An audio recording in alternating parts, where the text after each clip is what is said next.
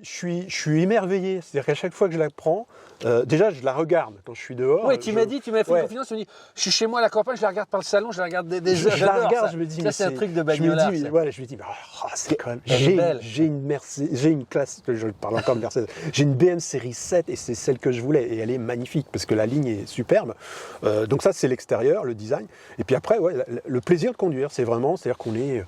On a l'impression que rien ne peut nous arriver, on est dans une espèce de cocon, ça fait pas de bruit, c'est velouté, enfin voilà. Chers petits observateurs, il ne s'appelle pas Pierce Brosnan, et pourtant, le petit observateur Thierry roule au volant de la voiture de James Bond. Celle de demain ne meurt jamais. Une BMW, mon Dieu, le sacrilège, on avait dit à l'époque. Et pourtant, cette berline-là, elle a tout du James Bond finalement, la finesse et la grâce. Salut Thierry, tu vas bien? Ça va bien. Je t'ai fait un lancement. J'aurais dû venir en costume et le papillon. Mais je le crois, c'est pour moi l'une des BM les plus latines. Ouais, voilà. Absolument. Ouais. Il y a une tradition, avant toute chose, sur cette BM série 7. Quel est le petit détail qui t'enchante chaque matin quand tu la démarres? Parce que c'est quasi ton délit. Hein. Alors, c'est pas tous les matins, mais c'est un détail qui me plaît bien, parce que ça contribue bien à l'esprit de la voiture, qui fait tout pour le bien-être de son conducteur et de ses passagers. Donc, si on peut faire le tour, je vais te montrer. C'est tout bête, c'est une petite attention, mais je trouve qu'elle est vraiment très sympa. Alors, voilà, ici donc, ça se passe dans le vide-poche.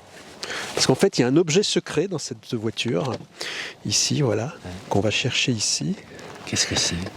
C'est une lampe de poche siglée BMW et qui marche en plus. Je savais pas. Qui est d'époque, donc il y a 24 ans, qui marche encore. Et donc voilà, si madame a perdu ses boucles d'oreilles ou quelque chose, ben voilà, on a la petite lampe. Elle se recharge, elle se branche comme une prise de courant. Et elle se recharge en permanence, voilà. Donc c'est un des détails qui me fait penser que tout est fait ici pour le plaisir de ses occupants et du conducteur. Donc voilà, c'est un détail, mais j'en ai plein d'autres. En faisant le tour, je vais t'en montrer. On va tous les faire. Ouais. Alors donc c'est une 728i automatique, donc qui date de janvier 99. Donc c'est la ligne E38. Donc c'est la troisième version des séries 7 en fait. Hein. Donc c'est vraiment un modèle qui a très très bien marché. Donc à l'époque c'était la voiture des dirigeants, des hommes d'affaires, de quelques voyous aussi, certainement. Grosse rivale des classes S. Grosse rivale des 126, absolument, ou des Jaguars de l'époque. C'est un modèle qui a bien marché, 327 000 exemplaires vendus dans le monde, donc c'est un beau succès commercial. Alors, je tiens à préciser, je pense que c'est très important pour le débat, que tu n'es pas un BMiste. C'est vrai. T'es pas le gars qui a eu 200 000 BM toute sa vie, parce qu'on sait qu'il y en a, et généralement, comme toujours, il y a des chapelles. Toi, à ma grande surprise, quand on en a parlé, tu as eu plein de Mercedes, dont des classes S, etc. Donc tu étais de l'autre côté du Rhin, si je puis dire. Exactement. Et voilà. J'étais à Stuttgart avant de venir à Munich. Mais effectivement, oui, j'ai eu une grosse période 126. Donc des années 90, hein, donc 260, 280, 300. J'ai eu les coupés, 380 sec, 560 sec. Donc j'étais très Mercedes à la base. Je regardais absolument pas les BM. Ouais, tu m'as dit les BM, il y avait un folklore qui n'était pas mon voilà, folklore. J'étais pas trop fan des séries 3. Voilà, pour moi, on en voyait un peu trafiquer. J'aimais pas. Et puis des années après, celle-ci m'attirait quand même beaucoup parce qu'elle a une ligne vraiment atypique qui, je trouve, n'a pas vieilli du tout. Hein, en 2023. Tu m'as redit, elle est 2000... Elle est 99. 99, ouais. Donc 24 ans après, je trouve que la ligne est encore d'actualité. Donc je lorgnais celle-ci depuis un moment. Et puis à un moment, je me suis dit, allez, il faut y aller. Voilà. Mais donc c'était pratiquement, tu avais une BM dans ta vie? Oui, j'avais une série 5 diesel, mais sans intérêt. Celle-ci, c'est vraiment pour moi la voiture dont je rêvais. Tu vas voir tout de suite, autre détail, quand tu ouvres les portes, c'est le poids. Bah ouais, c'est dingue. Chaque porte doit faire 100 kg. Petite lumière rouge, on se lasse pas. Petite lumière rouge. Ouais. Autre détail que je n'ai pas pu te montrer, mais en fait, quand tu cliques sur la télécommande dans ton parking sombre, les poignées s'allument ici. Donc il y a des petites lumières. Les 4 derrière les 4 poignées. Voilà, c'est un petit éclairage bleuté, c'est très joli. Faut se remettre dans le contexte, toujours pareil. Classe SBM, on est dans le combat des titans. Hein. Ouais. Après, tu n'as que des grosses Bentley qui étaient un peu vieillissantes, Absolument, etc. voilà. Ça se voulait, ça se battait avec la 8 et voilà. C'est exactement ça. Donc ces voitures lourdes quand même, donc qui a celle-là n'a pas le plus gros moteur. Hein. Ce n'est pas un V8, c'est le 600 lignes.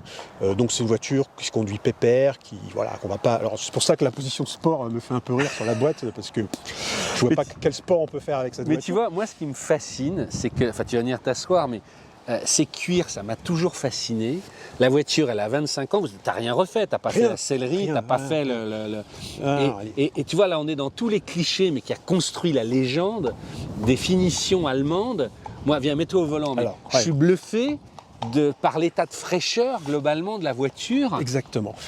Qui a combien de bornes, tu m'as dit ? 170 000, donc c'est pas grand-chose. Et on est d'accord, t'as pas un rossignol, t'as rien. Rien, c'est un silence absolu. Là, on cache un peu. Ah oui, ok. Voilà, le poste. Alors, on a remplacé le poste d'origine qui était à cassette par un poste un peu plus Tu moderne. n'aimes pas des Miss Rousseau sans cassette. Tu sais que chez Pérois, on aime beaucoup J'aime bien des Miss Chaque Rousseau. fois, j'aurais pu en mettre. Voilà. Et ici, c'est quoi, ça ? Le monnayeur. C'est-à-dire qu'on peut mettre ces petites piécettes là. Mais, mais cette série, ça, il fallait commencer. Mes petits jetons de caddie, par exemple, qui sont très moches, je pourrais les ranger là, les cacher. C'était encore en francs, alors. Alors ici, voilà, il y avait la pièce de 1 franc et la pièce de 5 francs. Tout ce que j'aime. Voilà, avec la... Mais tu vois, ce que je trouve génial, là aussi pour ceux qui découvriraient, mais c'est vrai qu'en gros, pendant 15-20 ans, cette ambiance BM qui a complètement changé, et puis voilà, le présent est super aussi, mais de la série 3, série 5, série 7, on retrouvait ces combinés, c'était tous pareils, ces éclairages, voilà. Donc des fameux éclairages LED, ici l'indicateur de maintenance, hein, donc c'est un décompte en fait, hein, donc dès qu'on perd un petit truc, il faut effectivement penser à faire la maintenance, les services qui vont bien. T'as la conso là, c'est la moyenne. J'ai une conso, ça c'est... Voilà. Viens voir. Monsieur Conso, combien ? C'est tout à fait raisonnable. 8,8 en conduite. T'as roulé à 30 à l'heure en disant je vais voir Rosburger, je vais j'ai lâché le pied. Parce que tu sais qu'il tient des tableaux et en fait on va publier. Alors moi c'est vraiment du mixte, mais on va dire 20% ville, 80% en route. Voilà, en mixte, moi je fais du 8,8. Franchement, tu fais beaucoup de routes avec. Ouais, je fais Bourgogne. Voilà, donc. C'est intéressant. Tu roules en fait. Tu l'as vraiment choisi comme une routière. C'est pas une citadine. Alors celle-ci, elle a quand même quelques options, mais elle n'a pas les radars. Alors comme avec une voiture de 5 mètres, se garer en ville, c'est quand même un peu compliqué. Donc moi, je vais très rarement en ville, mais je fais beaucoup d'autoroutes. Voilà, c'est pour ça que j'arrive à des consos tout à fait raisonnables, parce qu'en ville, c'est 14 litres. J'ai l'audio et le board computer, et il y en a qui ont 3 boutons parce qu'ils ont le téléphone. C'est une option que je n'avais pas. Ici, il y avait un téléphone ici au centre.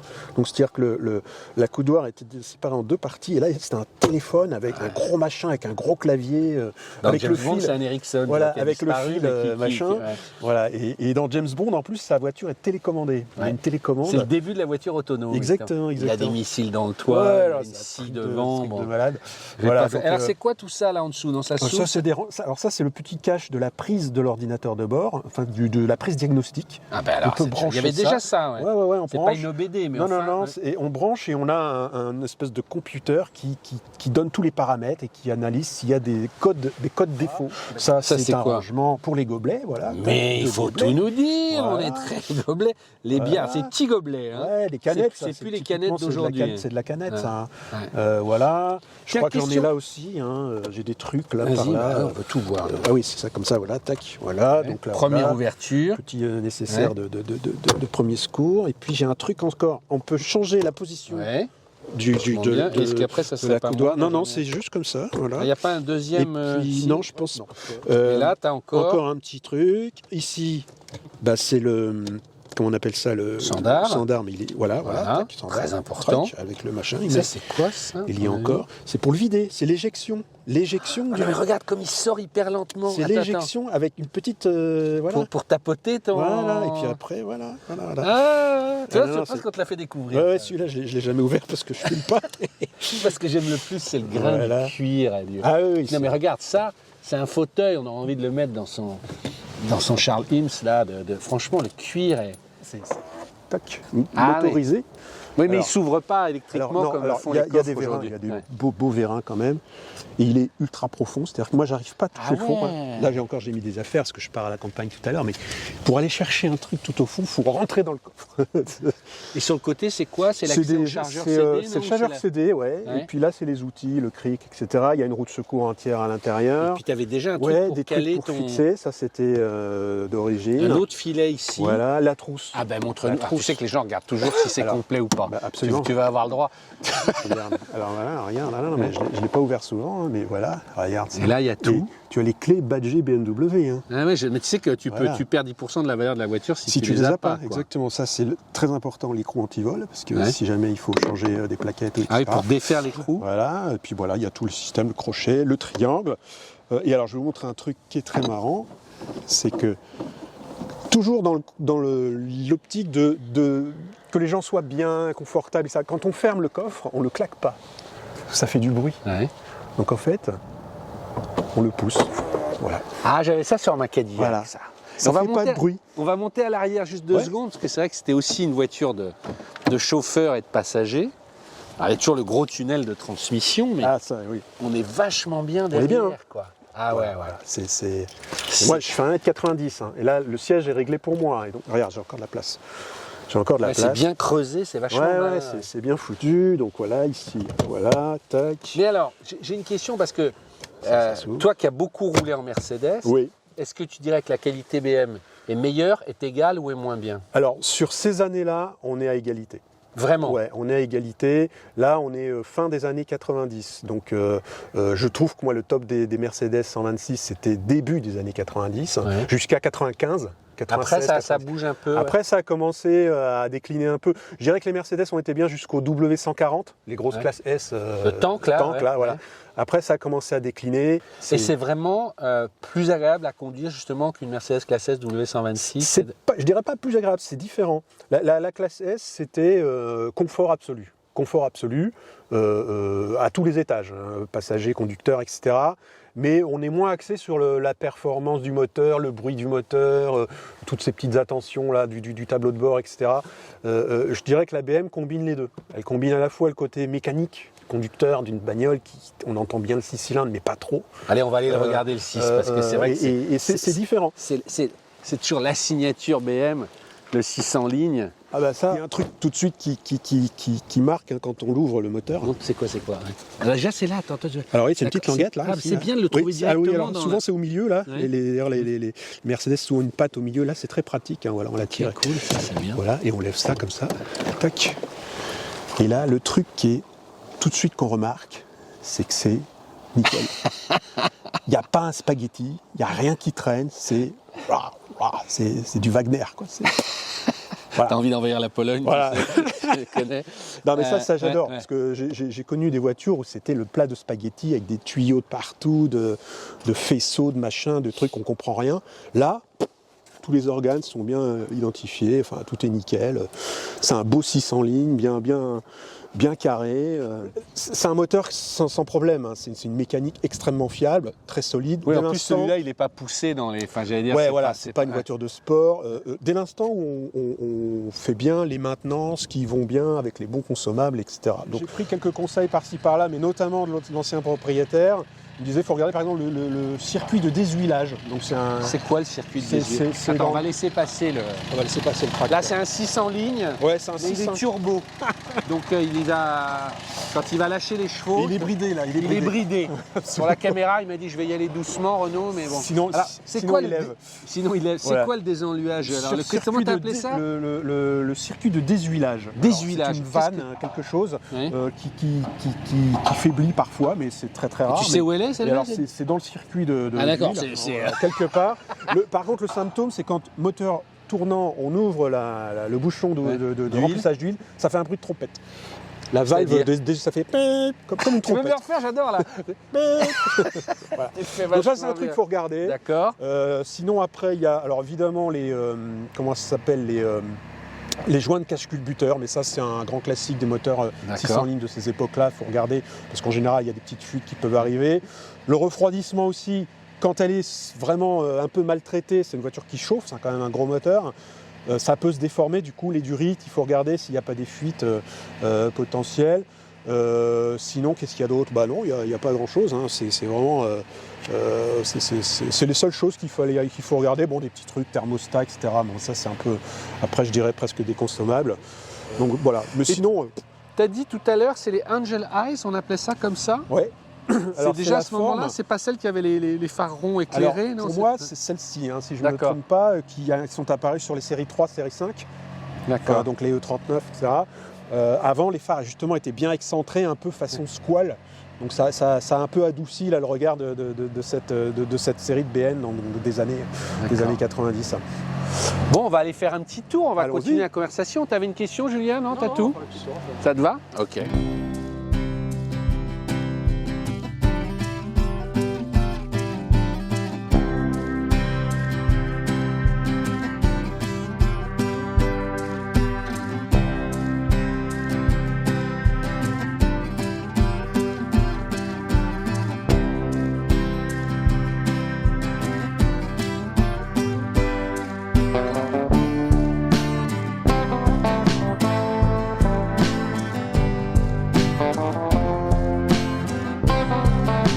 Alors, il y a un petit détail amusant, c'est cette jauge de consommation ridicule. Parce qu'elle peut nous faire peur, hein, parce que quand j'appuie, il me dit que je fais du 30 litres en instantané. Ouais. Donc, bon, après ça redescend vite, puisqu'en moyenne, là, je suis à 8,8, 8,9, toi, je suis repassé à 9, 8,9. Mais voilà, donc sinon, donc, une boîte très pépère. Alors, effectivement, Il y a quand même 5 rapports. on peut l'essayer, hein, tu vois, regarde, si on met la S, Ouais. donc là, tu vas voir, voilà. Bon, tu vois, c'est ça la notion de sport, c'est très calme. Non, c'est vrai qu'on voit qu'elle tourne plus vite. Donc du coup, j'ai un peu plus de pêche. Mais quel intérêt? Et puis je peux aussi passer les vitesses à la main. Aucun intérêt. Et là, toi, dès que je passe en normal, elle redescend de 1000 tours. C'est fou parce que tu vois, ça fait très longtemps que j'étais pas monté dedans. J'avais des souvenirs, c'était vraiment le top du top du top de l'époque, quoi. Et de voir qu'on a progressé malgré tout encore aujourd'hui. Ah oui, oui, bah, je pense qu'on a progressé, parce que bon, c'est vrai que c'est une voiture assez molle, on voit les suspensions, hein, elle n'a pas la suspension sport, je pense, de l'autre, du modèle qu'on a devant nous. Tu me disais dès le départ qu'il y en avait eu 323 000. 327 000, ouais, Voilà, super, c'est pas mal, hein, info, ouais. une belle... Il en reste beaucoup, c'est dur à trouver aujourd'hui, Alors, parce que tu vois, est-ce que c'est une licorne et combien ça vaut? Alors aujourd'hui, on en trouve encore pas mal parce que c'est une voiture très robuste, donc on en trouve par contre qui sont extrêmement kilométrées, hein, c'est-à-dire entre 300 et 400 000 km. Par contre, des voitures comme ça, en dessous des 200 000 d'origine avec carnet, etc., on en trouve beaucoup moins et ça vaut entre 8 et 10 000. D'accord. Pour ce modèle-là, 728 auto. Ça augmente un peu si on passe en V8 avec les 740 et les 750, là on va être plutôt entre 12 et 15. Toi, tu as pris celle-là parce que c'était une 6 ou parce que c'était l'opportunité de son kilométrage? En gros, est-ce que tu aurais pu passer au V8, quoi? J'avais pas le budget pour le V8, mais... Le V8 est beaucoup plus cher? Ouais, 12 et 15 à peu près. D'accord. Enfin, beaucoup non, mais c'est pareil, des V8 on va en trouver à qui ont 250, 300, 400 000 km, et là... la maintenance, on a intérêt quand même à regarder ça de près parce qu'on peut avoir des surprises. Non, celle-ci, elle cochait toutes les cases, elle est en super état et elle est raisonnable. C'est une voiture raisonnable, même si c'est un haut de gamme, luxe, c'est une série 7 quand même. Hein. Je rappelle que tu fais tous les week-ends, très souvent, tu fais tes 300 bornes avec, quoi. Exactement. Là, tout à l'heure, je pars en Bourgogne avec, on le suit, hein, on est bien. bien. On est bien, donc, voilà, on n'est pas pressé, hein, franchement. Voilà, franchement, voilà, tu mets une petite musique, tu roules. Tu vois ça comment, l'évolution de l'automobile aujourd'hui sur ces grosses berlines? Le problème, c'est que c'est un non-choix, c'est-à-dire qu'on n'aura plus le choix. C'est-à-dire que moi, j'ai même pas la pastille qui va bien, mais je pense que j'aurai bientôt plus le droit de circuler dans des grandes agglomérations avec ça. Bon, ça tombe bien, j'y vais pas. Mais bientôt, ces belles thermiques vont disparaître peu à peu pour être en 100%. Soit électrique, soit hydrogène. D'ailleurs, je suis pas... Soit hybride, soit hybride, un truc comme ça. Après, la différence majeure, effectivement, ça va être la sensation, l'accélération, hein, sur une électrique que j'aurais pas là-dessus parce que le couple disponible... Mais t'es modeste, que je t'ai filmé tout à l'heure à l'intérieur, t'étais épaté quand même malgré tout. Non, mais c'est intéressant de le dire. que ça ne s'oppose pas pour toi. Non, parce qu'il faut vivre avec son temps, puis la technologie est quand même incroyable maintenant. J'aime bien tout ce qui est assistance au pilotage, par exemple pour la détection de collisions, de piétons, ou la voiture qui te ramène toute seule dans les lignes si jamais tu as tendance ça t'horripile voilà, pas, ça. si tu t'endors ou tu t'assoupis, la voiture te ramène, quoi. C'est vachement bien, ça. Des assistances comme ça, et puis après, ça accélère plus qu'une Ferrari, hein, je pense. Ah ben ça en face, non mais on est d'accord. Donc pour ça c'est bien, parce que le couple sur une électrique, il est présent tout de suite. Là, moi, si je veux le couple maximum, il faut que ce soit à 3500 ou 4000 tours. Oui, alors tu aurais peut-être le V8, parce voilà, que ça montait à 300 chevaux. Ça sera plus bas. Tu peut-être plus de... Mais il faut taper dedans, alors que là, la puissance, elle est au premier kilomètre déjà. Donc ça, c'est vrai que c'est une nouveauté, c'est bien.